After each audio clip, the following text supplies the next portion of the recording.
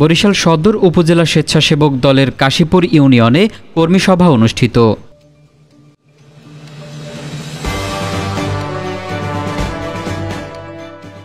বরিশাল সদর উপজেলা স্বেচ্ছাসেবক দলের আওতাধীন ২ নং কাশীপুর ইউনিয়নে ২০২৫ সালের কর্মী সভা উৎসাহ উদ্দীপনার মধ্য দিয়ে অনুষ্ঠিত হয়েছে।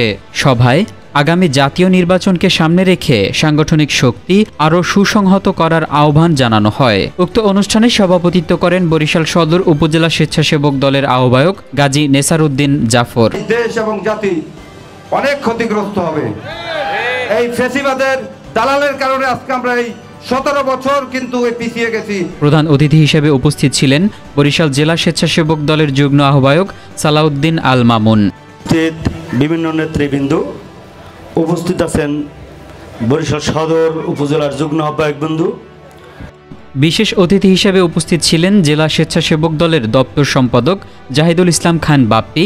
স্বেচ্ছাসেবক দল দেশ ও জাতির কল্যাণে কাজ করে। স্বেচ্ছাসেবক দল মানব কল্যাণ কাজ করে।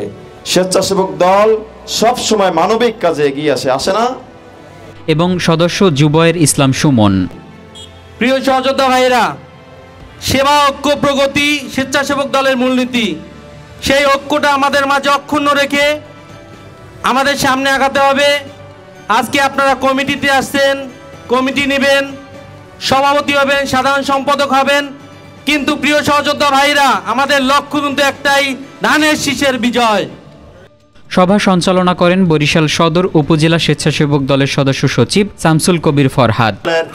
সংগ্রামী আহ্বায়ক আপনাদের ইউনিয়নের কৃতি সন্তান জনাব নেসার উদ্দিন জাফর ভাই।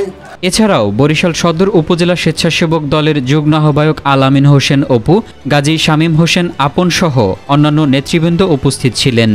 বক্তারা তাদের বক্তব্যে বলেন, আসন্ন জাতীয় নির্বাচন সহজ হবে না, তাই প্রতিটি নেতাকর্মীকে কাঁধে কাঁধ মিলিয়ে হিংসা বিভেদ ভুলে গিয়ে জাতীয়তাবাদী দল বিএনপির জন্য মাঠে কাজ করতে হবে এবং দলকে আরও শক্তিশালী করতে ঐক্যবদ্ধভাবে এগিয়ে আসতে হবে।